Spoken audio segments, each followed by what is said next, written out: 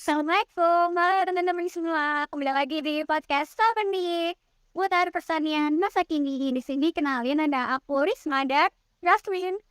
Dan di sini kami mengundang teman-teman kami dari prodi agribisnis. Ada siapa aja? Boleh minta tolong kenalan Kak Asma? Saya Said, angkatan 21. Saya waktu angkatan 21 juga. Saya Davala, sama anggapannya.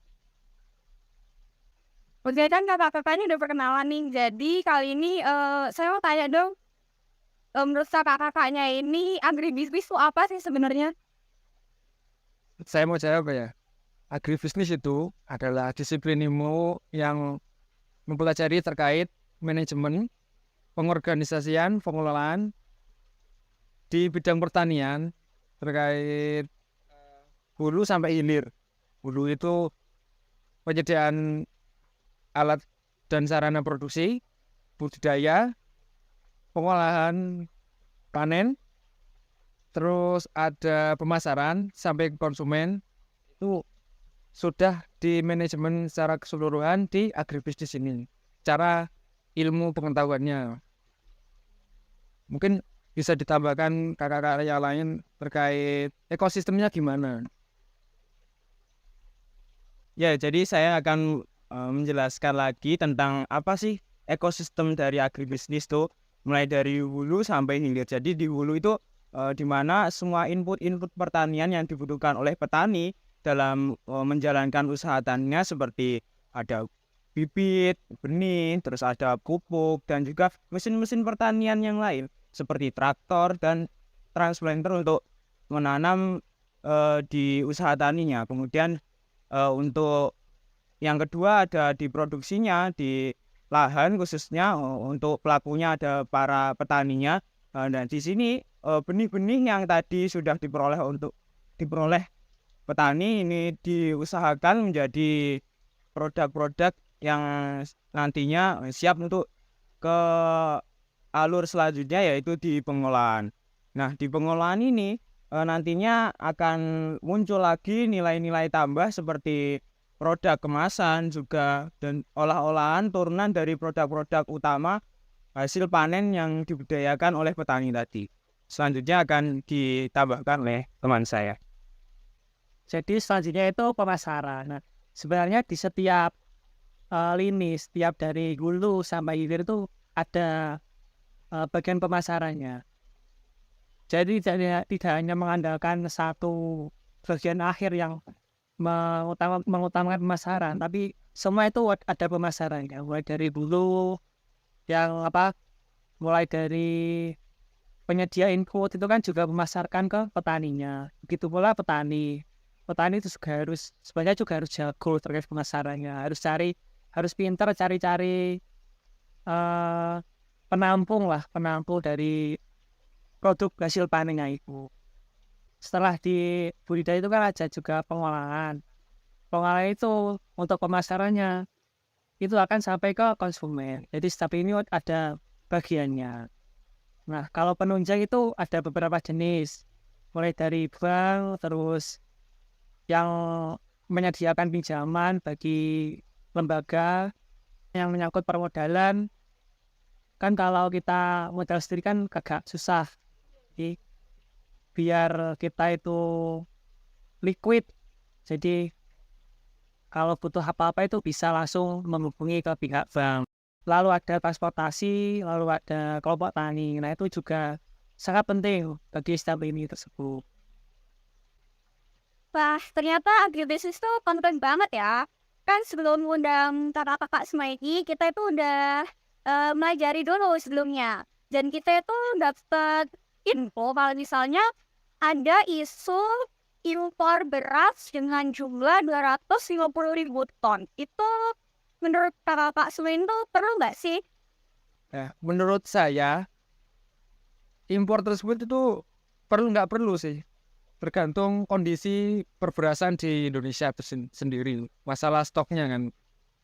Untuk ketika stoknya berkurang atau bahkan langka,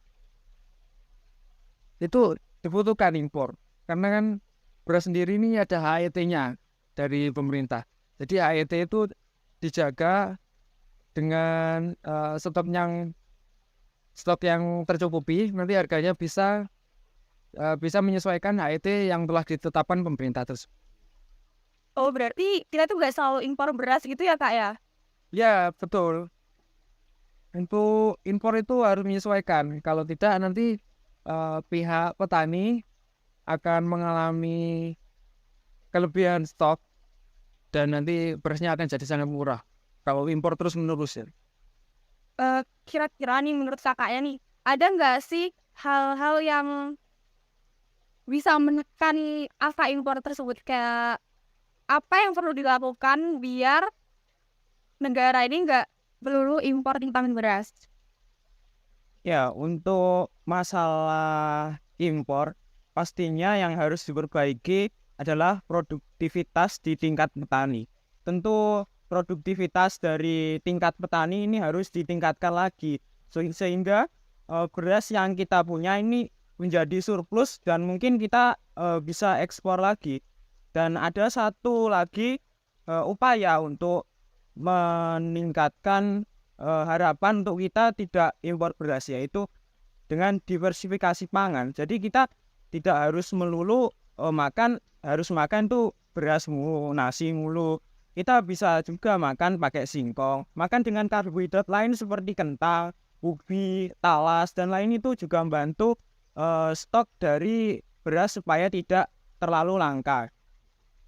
Tapi saya agak kurang setuju sama statementnya Mas Maftu. Wah, kenapa tuh? Nah, soalnya itu dari masyarakat kita udah sepemikiran gitu, kalau nggak makan nasi itu nggak makan. Jadi kalau kita diverifikasi itu agak susah. Nah, Gitu. ya, mungkin untuk merubah budaya yang sudah dari dulu menjamur di kalangan masyarakat kita, mungkin ini agak susah. Soalnya dulu ada di bukunya I.R. Soekarno itu pernah bilang juga, semakin kita tergantung pada satu produk makanan, semakin mudah kita untuk dijajah oleh negara lain, karena kunci dari berdirinya suatu negara itu bisa dihancurkan lewat dua cara, yaitu lewat pangan dan lewat bahasa mereka. Jadi sebisa mungkin lah kita mulai untuk merubah minimal dari kita lah.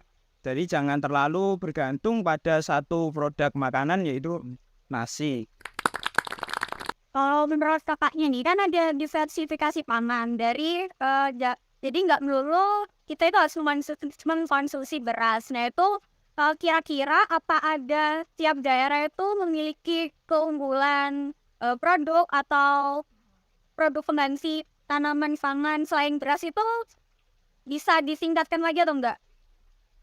Sebenarnya banyak sih kayak diversifikasi gitu. Misal dari wilayah Papua, itu kan sebenarnya dari dulu itu makan pokoknya itu bukan beras. Kalau nggak salah itu sagu. Nah, makanya itu sagu. Nah, semakin ke sini semenjak kalau nggak salah zamannya Pak Soeharto, kita kan ada kayak kebijakan buat swasembada pangan, itu beras. Nah, dari situlah Indonesia itu kayak ya udah kita makan aja beras. Terus masyarakat sekarang itu kayak pemikirannya kalau nggak beli beras itu nggak mampu. Padahal sebenarnya beras itu juga mengandung glukosa tinggi. Jadi masyarakat itu sekarang kayak nggak peduli gitu kandungan di beras itu apa. Misal nih lain itu kayak sorghum gitu. Sorghum itu sebenarnya lebih banyak nutrisi daripada beras. Mulai dari proteinnya itu lebih tinggi dan juga kadar glukosanya itu lebih rendah daripada beras. Jadi sebenarnya dari kita juga sih kayak harus memulai dari diri kita sendiri. Jadi iya tadi kalau saya kalau sekitar kita kan udah menjamur kayak warung makan kan sebenarnya kan semuanya dari nasi juga, jadi agak susah ya. Sebenarnya juga ada beberapa masalah ya, kayak isu masalah di Banyuwangi itu seperti penggalaan penanaman porang. Porang itu sebenarnya bisa diolah menjadi beras porang, tepung porang, yang itu juga gizinya tidak kalah sama beras. Tapi dari pengolahan yang kurang efisien tersebut ya, yang terjadi di Banyuwangi, akhirnya produk porang itu mahal sekali. Bukan mahal sekali lah, lebih mahal daripada beras. Jadi karena konsumen akan memilih yang lebih murah, jadi orang ini tidak selalu beras. Jadi program ini agak terhambat, mungkin sekarang juga kembang kempis lah. Ketemu lagi. Kalau menurut saya itu emang kalau di warung-warung sini emang nggak bisa langsung ya udah kamu beli porang aja atau sorghum aja. Itu dari keluarga sih kalau bisa. Kan bisa dikendalikan lah. Kalau makanya itu kita oke sekarang kita makan nasi. Ya udah besok sekarang kita makan sorghum aja. Gitu ya. Yang bisa kendalikan itu dari keluarga itu sendiri. Tapi kan kalau misalnya mau pindah buat makan nasi, itu kira-kira produk pengganti berasnya itu mudah didapat atau enggak? Ya kayak yang tadi Mas bilang ada sorghum ini. Ya, untuk pengganti dari beras, mungkin kalau mencari akses yang lebih cepat, itu dapat dilihat dari sekitar kita. Enggak melulu kita harus makan dari beras dari porang atau shiratake itu enggak melulu soal itu. Kita bisa makan yang sumber karbohidrat yang dekat dari kita, misal dari singkong atau umbi-umbi talas. Kentang juga sering kita jumpai kan di pasar-pasar. Dan aku dulu juga pernah baca berita tuh ada itu sorghum tapi dibutnya diolahnya itu seperti beras, jadi sorghum beras nih. Jadi mungkin itu buat jadi inovasi kalau memang itu mirip beras cuma rasanya sorghum. Jadi bisa buat perlahan-lahan itu melupakan beras itu. Jadi bisa beralih ke sorghum. Jadi mulai dari situ kayak mereplika beras tapi bahannya itu dari bahan yang lain. Ya, kembali lagi ke impor beras ya, topik utama kita tadi. Jadi menurut kakak-kakak, semua ini kan sebenarnya itu perlu nggak perlu ya. Nah, untuk kebijakan dari pemerintah itu sebenarnya mendukung atau malah menolak sih adanya impor beras tuh? Kalau menurut saya emang perlu sih. Soalnya kalau zaman sekarang itu kalau nggak impor ya mungkin nggak tercukupi kebutuhan masyarakat itu. Jadi perlu tapi dikendalikan saja. Jangan banyak-banyak. Dan kalau bisa itu lebih perhatian sama petani. Misal harganya petani kalau nggak salah itu 5.000. Nah itu bisa lah ditingkatkan lagi menjadi lebih mahal, bisa 7.000 kan lumayan. Emang saat ini kan berasnya mahal, tapi kok harga dari bahan dari sana kok segitu-gitu aja. Kita itu yang teriak-teriak harga beras mahal, padahal nggak tahu si petani itu pasarnya gimana, jual beras murah. Sebenarnya dari pemerintah itu juga harus memikirkan itu. Nggak memikirkan rakyat aja, tapi harus memikirkan petani. Nah, soal kesenjangan harga tuh Mas, kira-kira yang bikin harga gabah kering itu murah banget, tapi harga beras di pasar mana itu gara-gara apanya? Nah itu ya, kalau secara agribisnis ini nih, itu disebabkan oleh rantai pasok yang sangat panjang. Dan setiap rantai pasok itu efisiensinya akan mempengaruhi harga akhirnya nanti. Kalau efisien ya pastinya nantinya murah, kalau nggak efisien ya agak mahal. Jadi di rantai pasok yang panjang tersebut nanti dari setiap langkah ke langkah ke pelaku rantai pasok tersebut akan ada margin atau tambahan biaya untuk diteruskan ke pihak selanjutnya.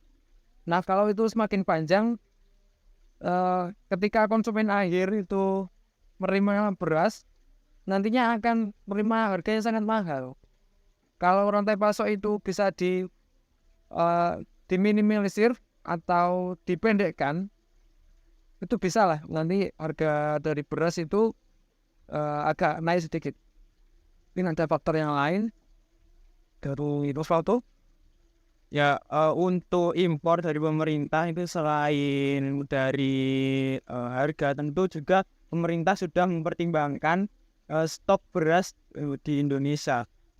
Nah, jadi selain dari harga, pemerintah tentunya sudah memperhatikan lagi juga stok beras yang ada di negara kita untuk berjaga-jaga apabila semisal ada peristiwa seperti kemarin di mulai tahun 2019 ada pandemi, kita tidak bisa keluar untuk melakukan kegiatan ekspor dan impor. Jadi pada masa itu pemerintah sangat bergantung pada stok yang dimiliki.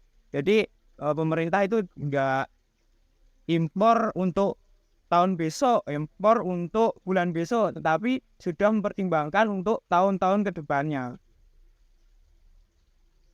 Ya, jadi mungkin cukup sampai di sini ya. Jadi kesimpulan yang bisa kita ambil itu yang pertama untuk impor beras sendiri itu masih bisa diperlukan apabila stok di dalam negeri itu kurang cukup.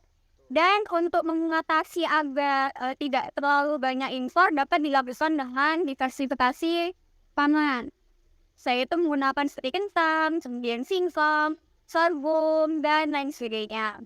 Terus untuk membantu menaikkan tingkat harga gabah di petani dapat dilakukan dengan memperpendek rantai pasok pemasaran beras sendiri. Jadi rantai pasoknya diperpendek dari petani hingga ke konsumen akhir.